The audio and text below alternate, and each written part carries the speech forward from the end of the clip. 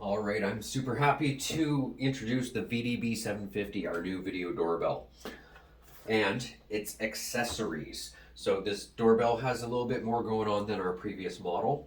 We have the doorbell kit, we have the fusion backplate kit, the wedge mount kits, the power module, which is required for digital chimes, and then there is the wall power module.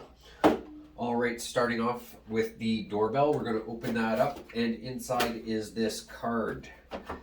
Installation, QR code or web address. The QR takes you to that web address, takes you to this web page. It tells you everything that you need to know about the doorbell. It gives you its minimum requirements. You do need to have at least 15 volts DC or 16 volts AC. And down here we have installation. If you're doing a brand new installation, click that down arrow. It walks you through all the steps with little animations. This is the power module for a digital chime with a speaker.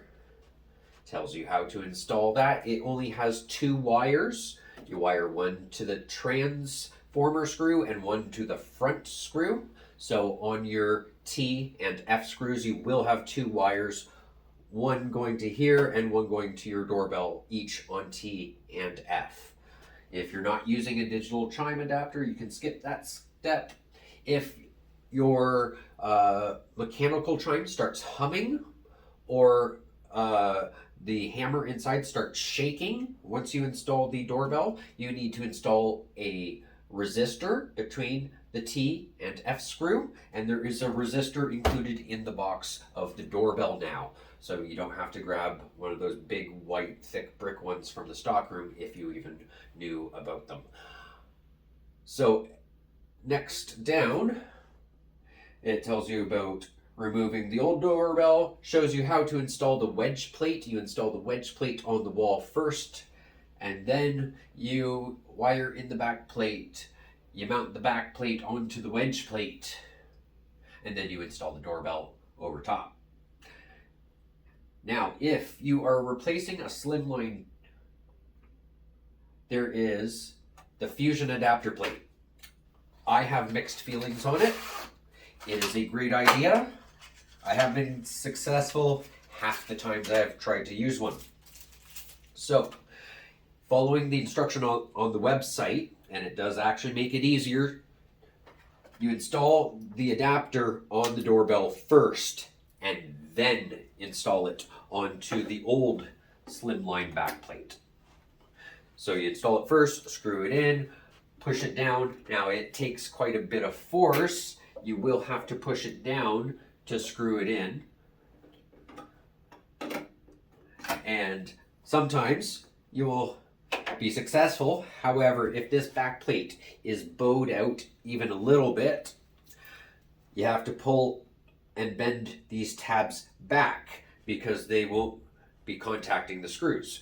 Or if somebody used the wrong screws, top and bottom here, or they used the right screw but it's just a little bit offset and it's sticking up too high down here at the bottom, you won't be able to close it enough to actually get the screw in. So some of the times I have wasted more time trying to get the fusion adapter to work than it would have taken me to just remove the slimline 2 and install the new backplate. The new backplate screw holes are even the same distance apart, so you can even reuse the same screw holes, so you don't have to create new holes in the customer's siding. Either way, once you have the doorbell installed on the wall, also back on this web page, go down here, and then there are 4 different methods of connecting the doorbell. However, realistically, it's only 2 methods, or 3 methods. The one method kind of leads to a dead end, but I use that as I'll explain it in a bit.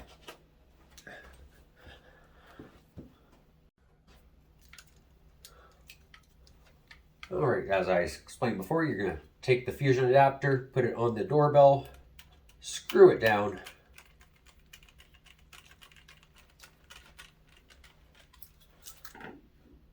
go to your original slimline back plate, hold it down. For some reason, this chime hums while I'm pushing on it, but once it's screwed in and on, it's fine. It doesn't hum. It doesn't need the resistor.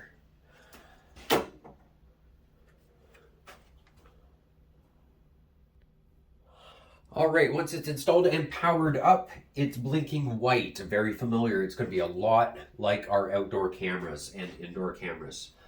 Once it is blinking white, open up your phone, open up your Wi-Fi settings, and you are going to see the doorbell camera AP.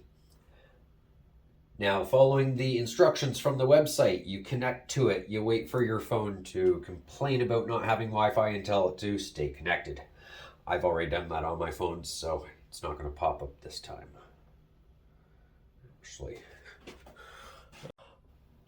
once you have the doorbell installed, whether you use the adapter plate or the plate in the box, it will boot up and it will be flashing white.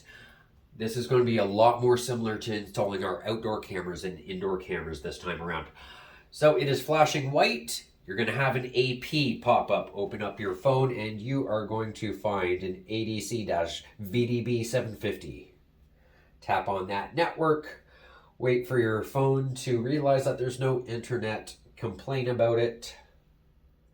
And tell it to keep Wi-Fi connection.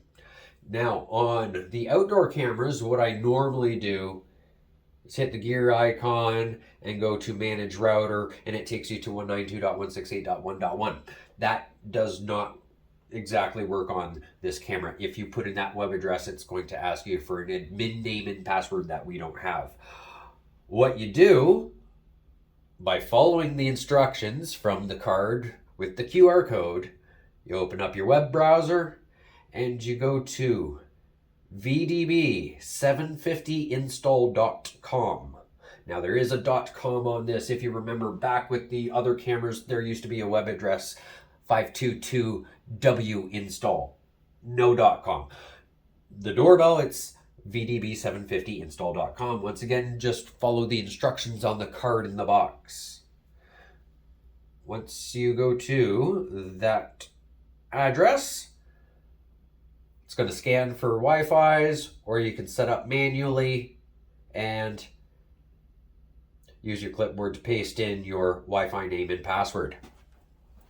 So once the doorbell is connected, you'll have a solid green light. There is a description of all the blink codes on the web page that we keep talking about.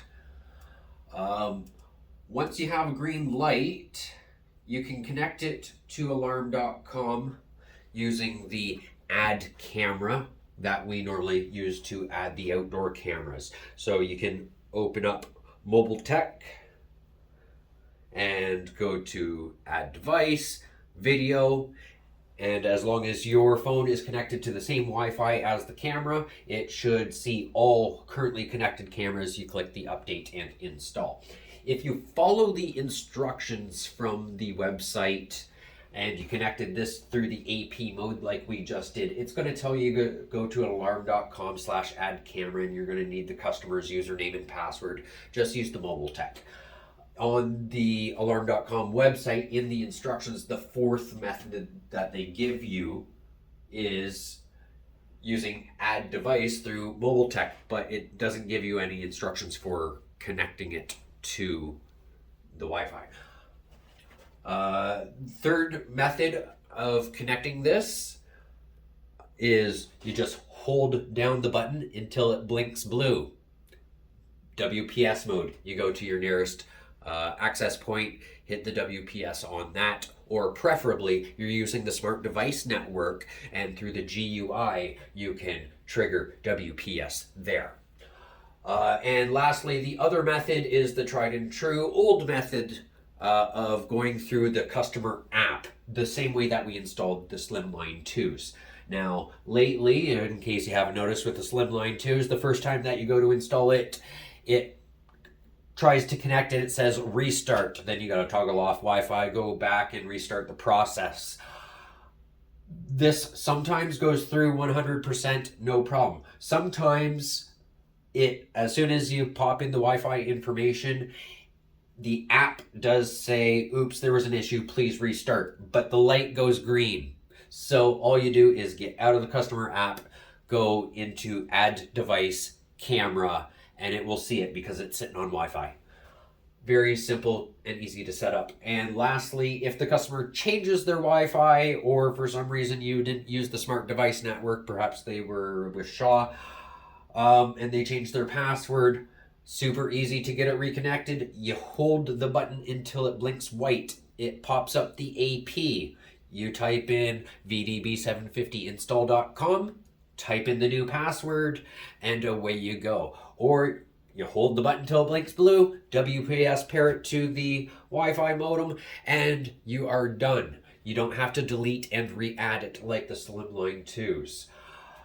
So that is the physical install of the doorbell, and all that information is on the website. Also on the website is information about the wedge mount kits and when to use the power module, but they don't tell you anything about the wall power module. So this is great if the customer does not have a transformer in their house.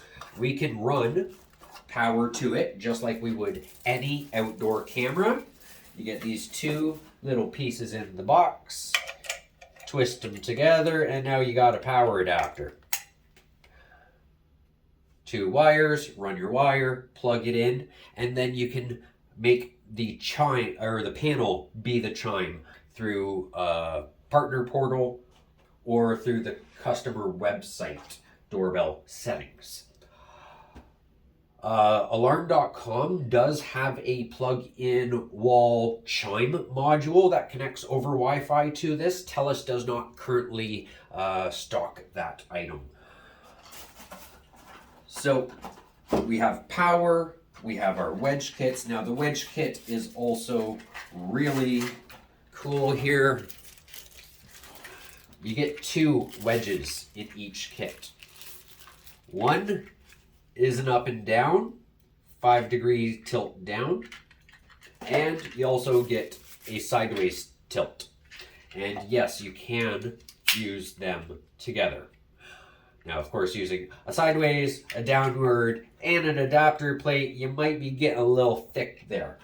But we do now have those. Now, if you use the downward angled plate, in the doorbell settings through the customer app, click the gear icon. There is an option for yes or no, did you use the downward angle plate? It helps the person detection be a little bit more accurate. All right. Now, lastly, a couple things. If you didn't catch what I just said there, this doorbell, it does not have motion detection. It has person detection. So they're not going to be getting false alarms from trees and stuff blowing by. It's not even going to record because something moved by. It's not going to record unless it detects a person. Also, when you go to toggle on the person detection, there is a configure button below it, and it allows you to set a ground zone box area just in case the sidewalk is in view. You just put a green box along the customer's front porch or front yard, and it will only detect people that enter the green box. A lot of great new features on this doorbell. And for us in the northern region, like me up here in Fort McMurray, the temperature rating is minus 50 Celsius to plus 50 Celsius. So this is going to hold up a lot better in the very cold winters that we have up here in the north. Now, also on the box here, the power ratings have changed a little bit. The absolute minimum power requirements, 16 to 24 AC or 15 to 24 DC. The old Slimline 2 would run with as low as 8 volts. So just because the Slimline 2 worked for a customer does not automatically mean that this one will. However, we have these power modules. And you can always go downstairs, find their original transformer, and screw this on down there. Now you might not have a plug. The customer might need an extension cord, or you might have to Scotch lock and extend the wire over to the nearest plug down at the electrical panel. But this will allow us to upgrade any transformers that are too weak as well. All right, I've been talking for quite a bit here. I think that's about everything. Beyond that, scan the QR code, read the page, play with it, learn with it. It's a lot better than our old one. Enjoy.